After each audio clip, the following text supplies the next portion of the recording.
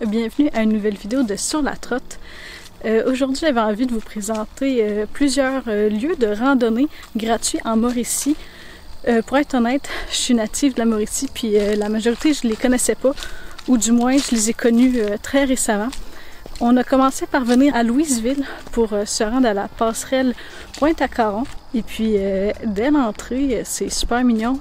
Il y a un abri qui a été construit pour les mères chauves-souris et leurs petits qui peuvent venir s'abriter. À date, on a fait un sentier qui est long de 720 mètres, qui se rend seulement à l'embouchure de la rivière du Loup, qui se lance dans le lac Saint-Pierre, qui est un peu le fleuve Saint-Laurent. Puis, il y a plusieurs panneaux d'interprétation tout le long qui va parler des animaux, de la restauration du lieu, de l'écosystème puis de son milieu humide qui est vraiment très important ici. Je pense que c'est quand même un milieu propice pour voir beaucoup de faune quand même. Le lac Saint-Pierre, il y a plus de 40 espèces de mammifères et 12 espèces de reptiles qui vivent ici. Il y a aussi 500 espèces de fleurs et puis sans compter les espèces dans l'eau, il y en a 90. Mais le plus probable à voir, je pense selon moi, c'est les oiseaux, où il y a plus de 290 espèces qui passent ici.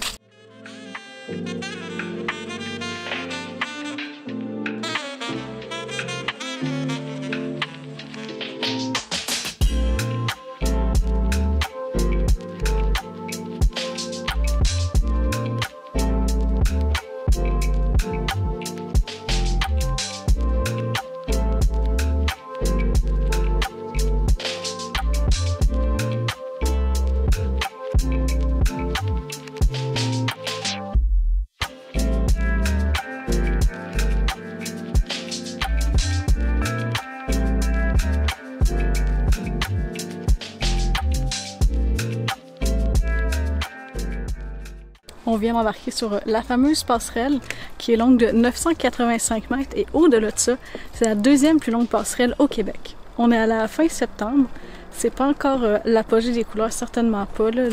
Les feuilles commencent timidement à changer pour le jaune, mais j'aimerais ça revenir, mais que les couleurs soient vraiment à leur pic, là, ça doit être magnifique.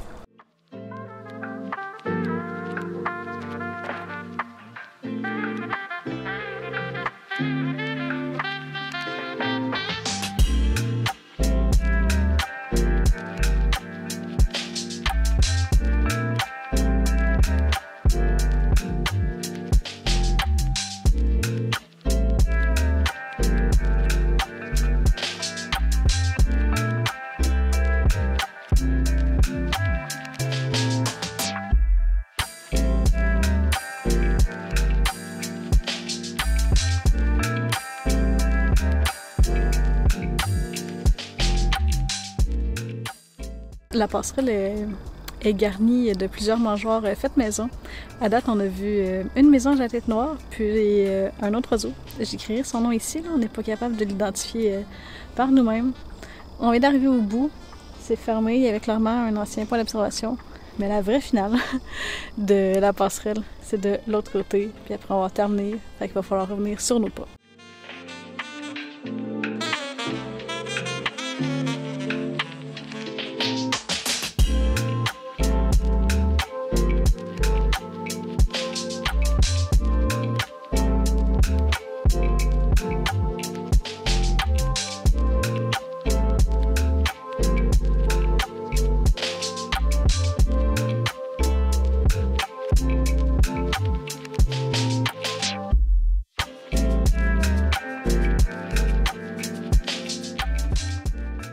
On est sur nos derniers mètres de la passerelle Pointe-à-Caron.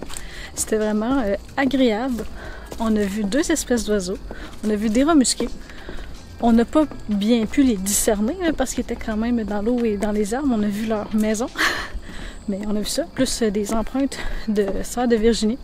Fait que c'est possible de voir des animaux si vous êtes à la limite patient ou tu sais, les rats musqués, on s'est arrêté puis on a attendu puis on les a vus sortir. Bref. Bien aménagé dès l'entrée avant la passerelle et l'autre sentier. Il y a des tables à pique-nique, il y a même un petit barbecue, il y a des poubelles.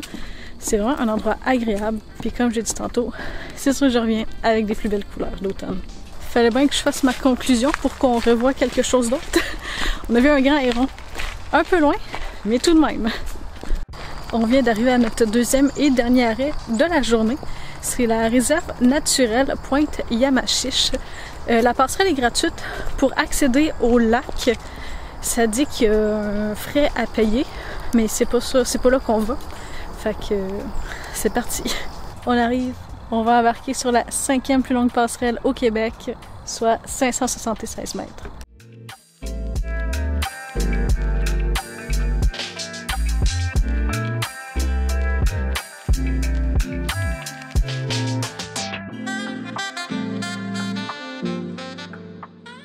Encore une fois, on retrouve le long de la passerelle plusieurs panneaux d'information sur les oiseaux qu'on peut observer. On est à l'heure du souper, puis c'est vraiment beau parce qu'on a comme un peu les derniers, des rayons de soleil qui passent à travers les branches et les arbres. Ça fait vraiment comme un beau reflet. Même si je le montre, ça ne rendra pas justice à la caméra, mais c'est vraiment beau voir passer à travers toutes les feuilles.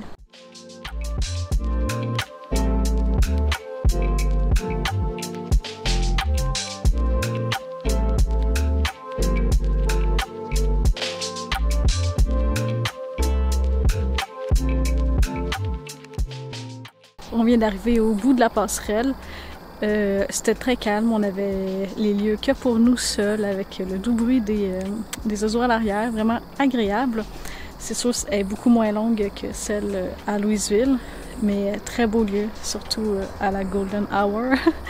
Puis face à nous, c'est le lac Saint-Pierre. Puis il faut quand même mentionner qu'il fait partie de la réserve de la biosphère de l'UNESCO.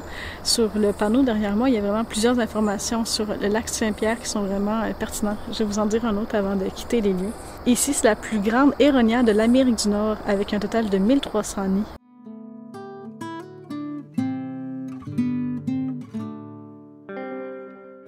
Je viens de constater un truc. Il n'y a pas de mangeoire le long du sentier.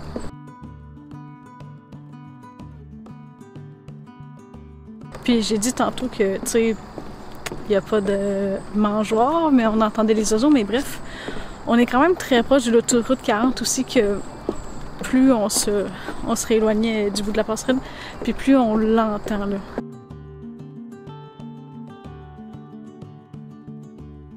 On se revoit demain pour découvrir d'autres sentiers. À demain! Rebonjour!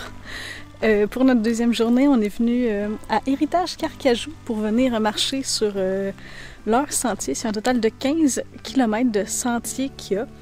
Fait que c'est parti. Puis, d'où le titre de la vidéo aussi, c'est gratuit le sentier. Il y a une belle boîte de dons au stationnement si vous voulez donner.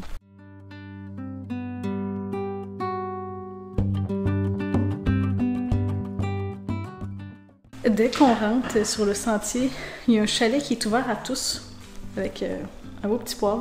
Je pense que c'est surtout utilisé au moment que les gens font de la raquette l'hiver. Une autre porte ici, très mignon. On est un peu mal organisé. On est parti sans regarder les sentiers qu'il y avait, mais je sais qu'ils sont courts, on est tous capables de les faire. Au moins j'ai de l'eau. Mais il n'y a pas de réseau ici, puis il n'y a plus de cartes dans aucune boîte. Fait que on va marcher sans savoir combien de kilomètres et quel sentier on fait. Déjà, il y a plusieurs panneaux sur la faune, les lieux, puis l'histoire un peu comme de la région. On embarque sur le sentier Citoyen Sud. On va voir où est-ce que ça va mener. C'est un peu dommage qu'il n'y ait pas un plan du site à long terme, là, pas juste du papier qu'on peut partir, là, comme affiché dans le chalet ou à l'extérieur ou à l'entrée des sentiers, justement, comme en ce moment qu'il n'y a plus de map.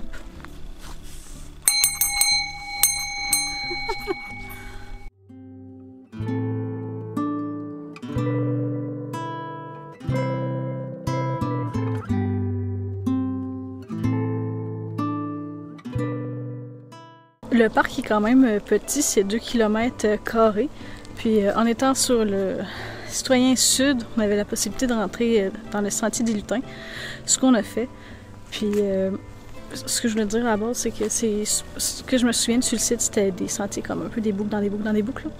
Puis il y a vraiment plein de belles structures. Je suis vraiment surprise. C'est vraiment mignon. Puis il y a des lutins dans les bâtiments construits. C'est vraiment agréable. Puis les bâtiments sont vraiment bien garnis. Là. Je pourrais pas vraiment vous montrer l'intérieur parce que c'est comme sombre. Ça n'ira pas bien à la caméra. Mais je suis impressionnée.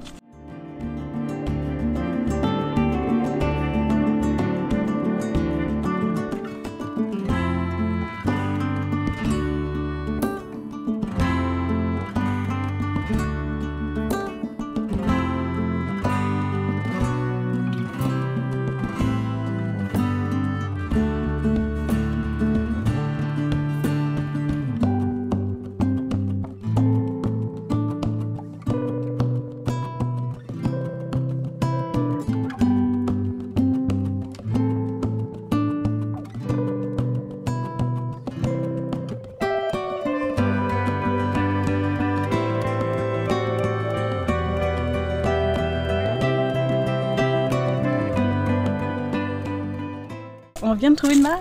Mon vœu c'est exaucé, fait que tant mieux, on va pouvoir faire des choix intelligents et éclairés sur quel sentier continuer à prendre.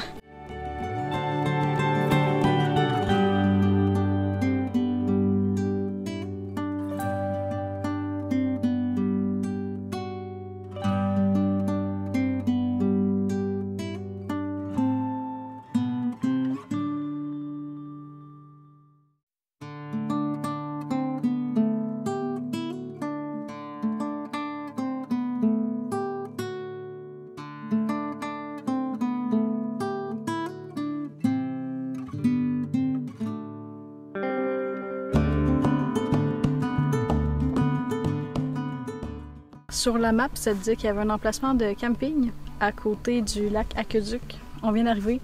Il y a un feu à ma droite, il y a une corde à linge à ma gauche, avec super belle vue sur le lac, là. Vraiment un très beau spot pour dormir.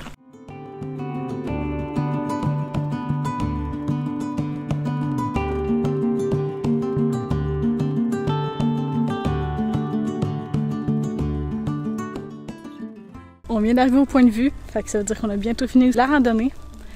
On est à côté des fils électriques. On voit très bien comme la vallée autour, mais le plus impressionnant, on voit la Cité de l'énergie, Shawinigan, au loin. Je savais pas qu'on allait voir cette vue-là, je pensais que ça allait juste être des lacs et des montagnes, mais non, on voit la ville.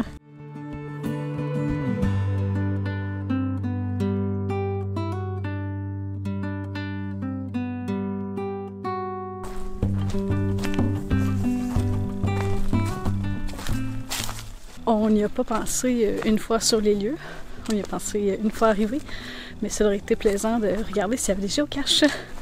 Et puis on a bien été servis. On en a vu qui étaient dissimulés plus ou moins, fait que bref, on a signé notre nom dans le calepin. On a terminé de marcher, là il nous reste comme 50 mètres gros maximum avant d'arriver. Les sentiers sont très bien. Par contre, si vous venez... on aurait dû mettre nos bottes de randonnée, puis pas juste des souliers, des espadrilles, parce qu'il y a beaucoup de boîtes. Les sentiers sont entretenus, mais comme plus ou moins, on a eu des parties qui avaient beaucoup de branches. Il y en a, les branches sont à terre ou des arbres. Mais globalement, très agréable. On a bien aimé notre après-midi. Puis faites pas le saut quand vous arrivez, là, à la sortie du village de Saint-Boniface, l'asphalte se perd. Puis ça dure environ 5 km. Elle est belle, mais juste sachez-le parce que vous allez sortir avec une voiture un peu plus sale qu'à l'arrivée.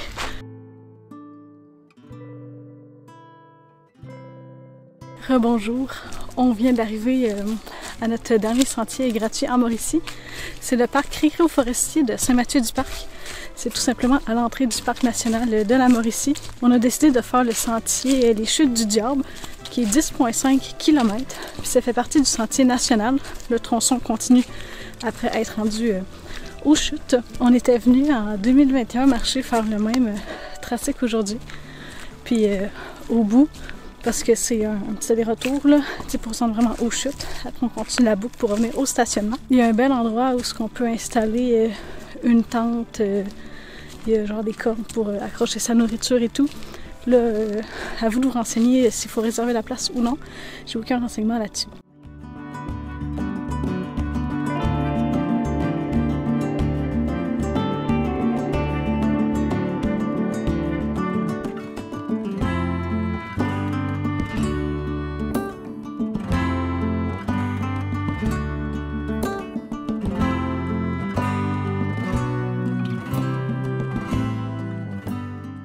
On vient d'avoir un éclairci là, pour voir plus loin puis pas juste être dans la forêt.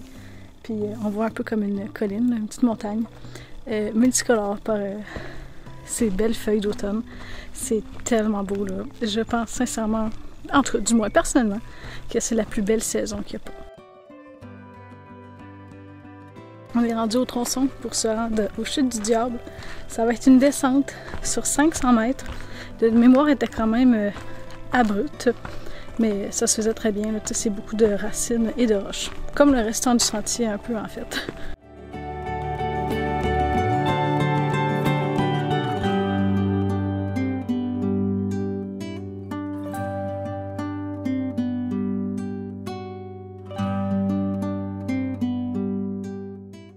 On vient d'arriver à l'abri, puis c'est vraiment un beau lieu. J'avais tombé en amour avec la première fois qu'on était venu. Ça me donne juste envie de nous équiper, tu sais, puis d'avoir une tente, puis de faire des randonnées comme plus longues, puis de dormir comme ça dans le bois.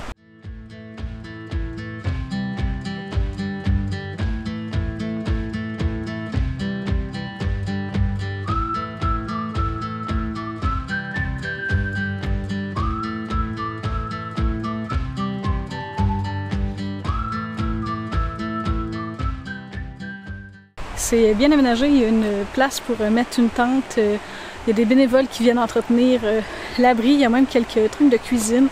Puis surtout, il y a un beau cahier où les gens écrivent un peu leur récit. Il y en a beaucoup qui traversent une partie du Canada ou non. Il y a des gens de la Suisse, il y a beaucoup d'Européens. Il y a des gens au Québec qui ont dit qu'ils avaient fait une grande distance. On avait signé sur le mur, comme beaucoup d'autres gens précédemment. Puis là, j'ai réécrit la date de cette année. Fait que très beau lieu. On espère que la prochaine fois qu'on revienne, on dorme là-dessus.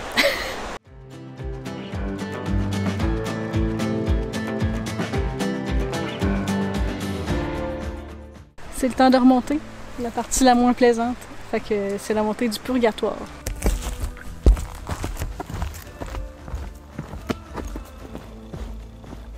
On vient d'arriver à l'intersection L, qui a un point de vue. Puis je peux assurément dire, outre l'abri au bas, là, parce qu'il y a les chutes et tout, mais que c'est ici qu'on a la plus belle vue de tout le sentier.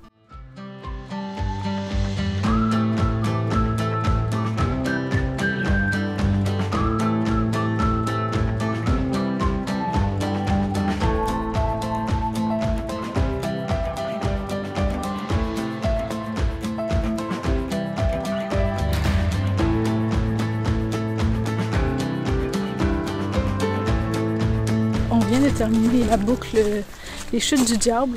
C'est vraiment un très beau parc. Je vous le conseille vivement, surtout l'automne. C'est là que les couleurs sont les plus flamboyantes, assurément. Puis il y a une paroi d'escalade aussi. On peut faire du vélo de montagne. L'hiver, il y a des sentiers de motoneige. Puis j'en conclus qu'on peut sûrement faire de la raquette aussi. Bref, très beau lieu. Les sentiers... très agréables, puis surtout sont bien indiqués. Il y a vraiment souvent, il y a tout le temps quasiment des pancartes avec la couleur du sentier. C'est vraiment facile de se repérer malgré les plusieurs branches qu'on peut prendre. Là, c'est vraiment super. Puis là, il nous reste un truc à aller voir avant de se laisser.